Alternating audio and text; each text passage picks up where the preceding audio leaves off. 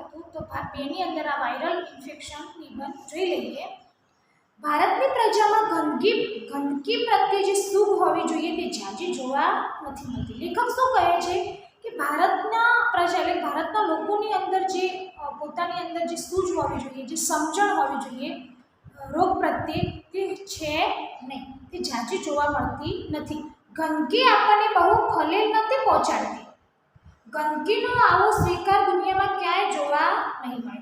આપણો દેશ શું સમજે છે કે ગંદકીથી કાંઈ સમસ્યા થતી નથી, ગંદકીથી આપણને કાંઈ નુકસાન થતું નથી, એવું આપણો સમાજના લોકો વિચારે છે, આપણા દેશની પ્રજા વિચારે છે।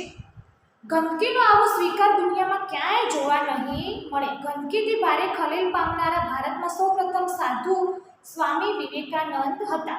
આપણા દેશની અંદર લોકો એવું વિચારતા હતા કે ગંદકીથી કાંઈ સમસ્યા થતી નથી, ગંદકી આપણને કાંઈ જ નુકસાન કરતી નથી, આવા વિચારો આપણા સમાજના, આપણા દેશની અંદર જોવા મળતા હતા। પણ સૌપ્રથમ ગંદકીની સામે ગંદકીથી શું શું નુકસાન થાય છે, ગંદકીનો સારી એવી સમજ કોને આપી હતી? સ્વામી વિવેકાનંદે। આપણા સંત પુરુષ સ્વામી વિવેકાનંદ સાધુ પુરુષે સૌપ્રથમ સમજણ આપી હતી। ગરીબી અને ગંદકી વચ્ચેના બહેનપણાને કારણે આપણી હોસ્પિટલોમાં ઢગલાબંધ દર્દીઓ બનબડતા રહે છે। સ્વામી વિવેકાનંદે કહ્યું છે કે ગંદકીના કારણે જ હોસ્પિટલોની અંદર ઢગલાબંધ માણસો શું છે બનબડતા, એટલે કે ઢગલાબંધ માણસો જોવા મળે છે। શેના કારણે? ગંદકીના કારણે। આવું સૌપ્રથમ આપણા દેશની અંદર કોને વિચાર વ્યક્ત કર્યો હતો? સાધુ પુરુષ એટલે કે સંત સ્વામી વિવેકાનંદ મહારાજ।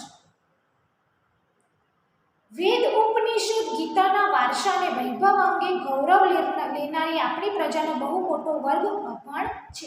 આપણો દેશ ધાર્મિક દેશ છે, અહીંયા વેદો ઉપનિષદો પછી આવા બધા ગ્રંથો જોવા મળે છે, છતાં પણ આ લોકો કેવા જોવા મળે છે? સ્વચ્છતાની બાબતે, શરીરના ધ્યાન રાખવામાં કેવા જોવા મળે છે? અભણ જોવા મળે છે।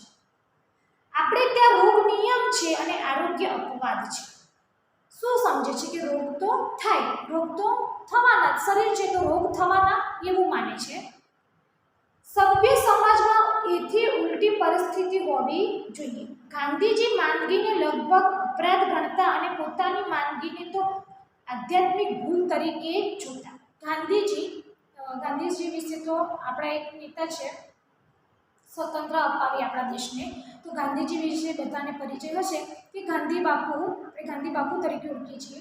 તો આ ગાંધી બાપુ શું કહે છે કે આપણું શરીર બીમાર થાય તો એ શું છે? એ આપણી આધ્યાત્મિક ભૂલ છે।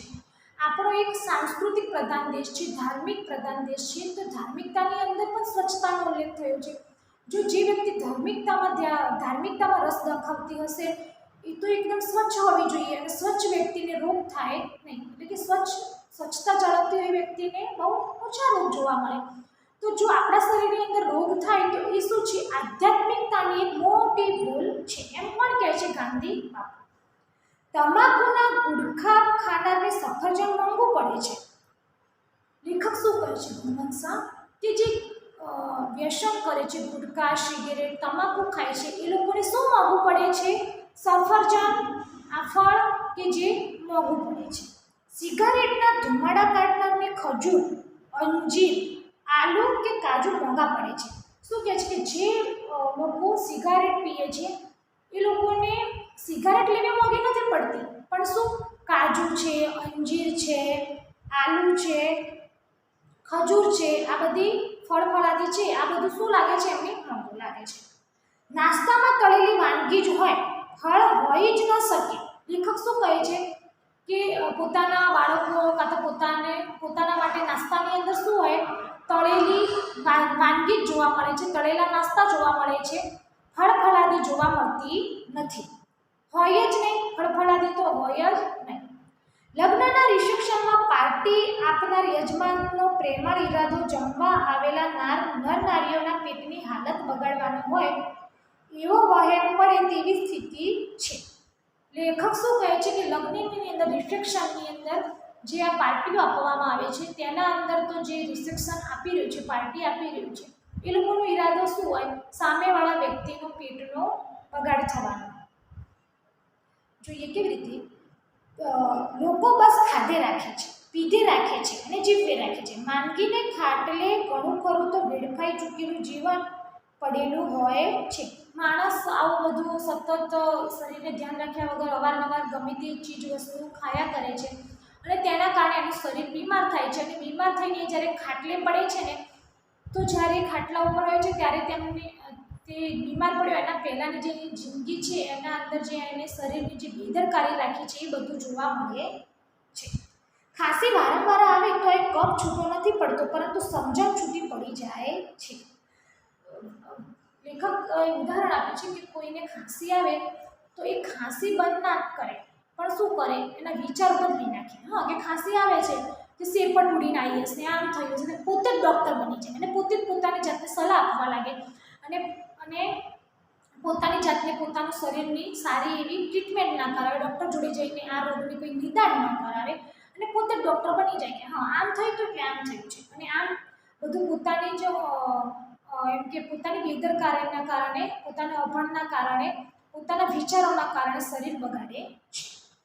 રોગના મૂળમાં સમજણ સાથેના છૂટાછેડા રહેલા છે. જે પોતાના શરીરને ન સમજે તે વળી બીજાને શું સમજે. લેખક શું કહે છે, પોતાની શરીરની અંદર બીમારી છે અને એ પોતાના શરીરનું ધ્યાન ન રાખી શકે, પોતાના શરીરની અંદર જે રોગ છે એ રોગને સમજવાની કોશિશ ના કરે તો બીજાને સમજવાની શું કોશિશ કરે. મનની સ્વચ્છતાનો શરીરની તંદુરસ્તી પર સીધો પ્રભાવ પડે છે. જો વ્યક્તિના વિચારો સારા હોય તો તેનું શરીર પણ સ્વસ્થ જોવા મળે છે. જેનું મન ભાંગી પડે તેનું શરીર પણ ભાંગી પડે છે. જો વ્યક્તિ પોતાના શરીરના રોગ પ્રત્યે સારી એવું ધ્યાન ના આપી શકે, સારું એવું વિચારી ના શકે, તો એ ખુદ ભાંગી પડે છે તો એ બીજાને શું સમજણ આપે. મનની પ્રસન્નતા પાચન શક્તિને જાળવી લેનારી છે. જો મન સ્વચ્છ હોય, મન સુંદર હોય, પોતાના મનની અંદર વિચારો સારા હોય તો વ્યક્તિની એ પોતાના શરીરને દરેક વાતોને શું કરે છે, પચાવી શકે છે. આ તો પહેલાં વ્યક્તિ શું કરે, પોતાના શરીરના રોગ પ્રત્યે પહેલાં જ એ વાત ઉપર સમજ એમ કે એ વાત ઉપર ધ્યાન જ ના આપે. કંઈક ખાંસી બાસી આવતી હોય તો ચલો મને ખાંસી કેમ આવી છે, હું ડૉક્ટર જોડે જાઉં, સારું ના વિચાર. તો હવે આપણે આગળ જોઈએ કે ઈર્ષા એસિડિટી વધારે એવો પૂરો સંભવ છે. ઈર્ષાથી શું થાય, જો વ્યક્તિનું મન સ્વસ્થ હોય ને તો એના શરીર, એના ચહેરા ઉપર પ્રસન્નતા રહે, ખુશ રહે. પણ જો વ્યક્તિની અંદર ઈર્ષા ભરેલી હોય, એમ કે એના અંદર સારા વિચારો ના ભરેલા હોય તો એના અંદર શું થાય છે, એના શરીરની અંદર એસિડિટી થાય છે એવું કહે છે લેખક. માનસિક તાણ બ્લડ પ્રેશરને શરૂ કરે છે. લેખક શું કરે છે, આપણે જો વધારે પડતું પ્રેશરમાં રહીએ, માનસિક તાણ અનુભવતા હોઈએ તો આ માનસિક તાણના કારણે આપણનું શું થાય, શરીરની અંદર બ્લડ પ્રેશર એટલે કે બીપી વધી જાય છે. અતિશય ચિંતા પેટના અવસરને ખો આપે છે. અતિશય એટલે વધારે પડતી ચિંતા શરીરની અંદર પેટના રોગો ઉત્પન્ન કરે છે. હાસ્ય, જો પતિ પત્ની વચ્ચેનો સંબંધ બંનેના સ્વાસ્થ્યને સીધી અસર પહોંચાડે છે. લેખકે પતિ પત્ની ઉદાહરણ આપે છે કે ઘરની અંદર જો પતિ પત્ની એકબીજાને સમજતા હશે તો એમનું જિંદગી, એમનું શરીર કેવું રહેશે, સ્વસ્થ જોવા મળશે. પણ જો પતિ પત્નીને જ સારું બનતું ના હોય તો તે ઘરમાં શું થશે, કંકાસ ઊભી થશે, ઝઘડા ઊભું થશે, રકઝક ઊભી થશે. આના કારણે માનસિક તાણ અનુભવાશે અને પછી માનસિક અને શારીરિક બધા પ્રકારના રોગ ઉત્પન્ન થશે. કેટલાક પરિવારમાં ખડખડાટ હાસ્ય મહિને એકવાર પણ સાંભળવા નથી પડતું. લેખક અહીંયા અમુક એવા પરિવારની વાત કરે છે કે જે મહિનાની અંદર એકવાર પણ તે પરિવારના સદસ્યોને કદી ખડખડાટ ખુલ્લા દિલથી હસતા જોયા નથી.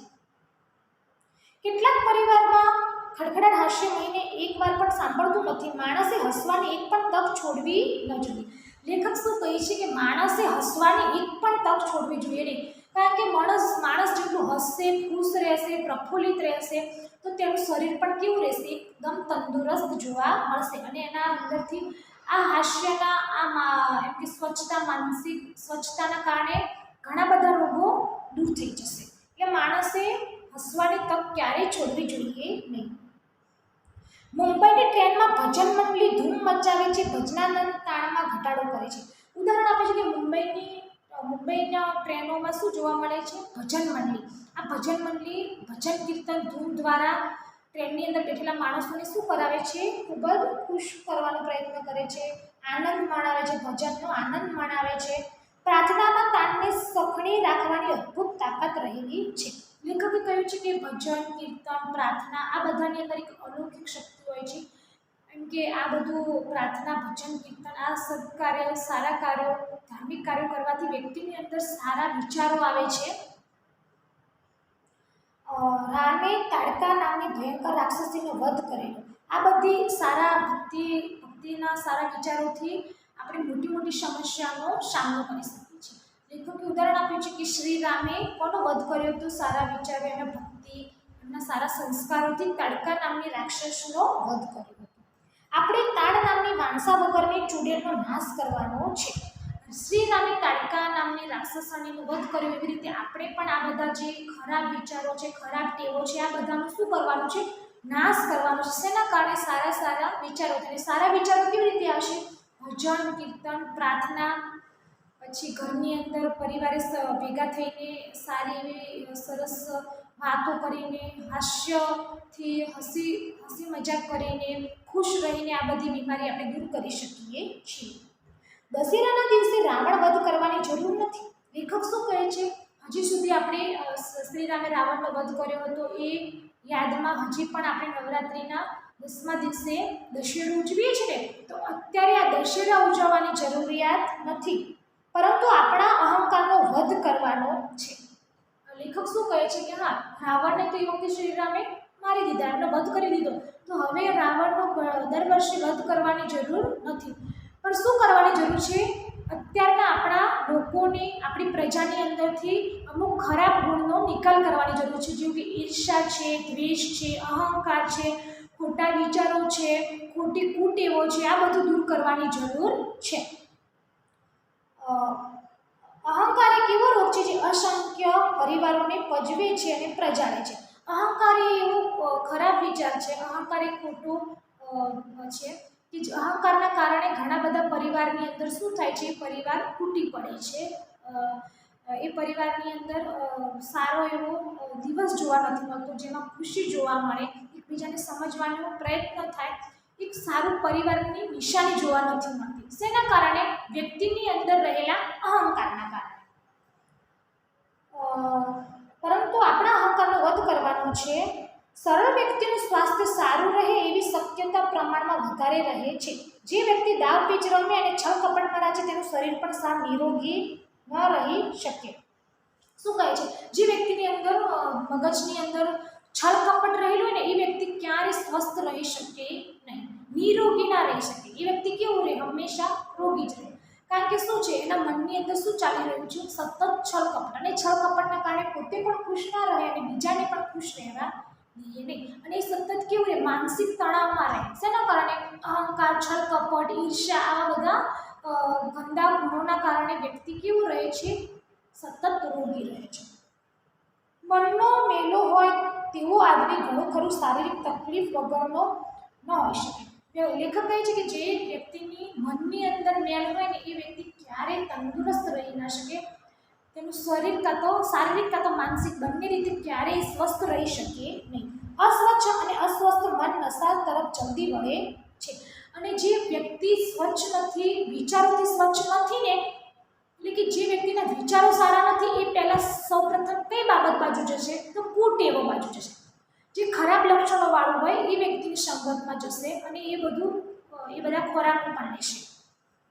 એટલે વ્યક્તિનું મગજ સારું નથી, તેનો ખાવાનું, ધ્યાન રાખવાનું બાબત પણ સારી રહેતી નથી. હવે જો જેનું મન સ્વચ્છ નથી, શું કરશે? સિગારેટનો ધુમાડો મનની બેચેનીનું વાયુ સ્વરૂપ ગણાય. ત્યારે ધૂમ્રપાન કરનારો અને શરાબ સેવન કરનારો માણસ લાંબુ જીવી જાય, ત્યારે લોકો એક કુટુંબ ચલાવે છે, જેમ જીવવું હોય તેમ જીવો. ફલાણાભાઈને સિગારેટ પીવાથી શું નુકસાન થયું? આપણા સમાજની અંદર એક આ સમસ્યા છે કે કુટેવો કરવો એ કંઈ સારી બાબત નથી, અને કુટેવોના કારણે હંમેશા વ્યક્તિનું જીવન ટૂંકાય છે.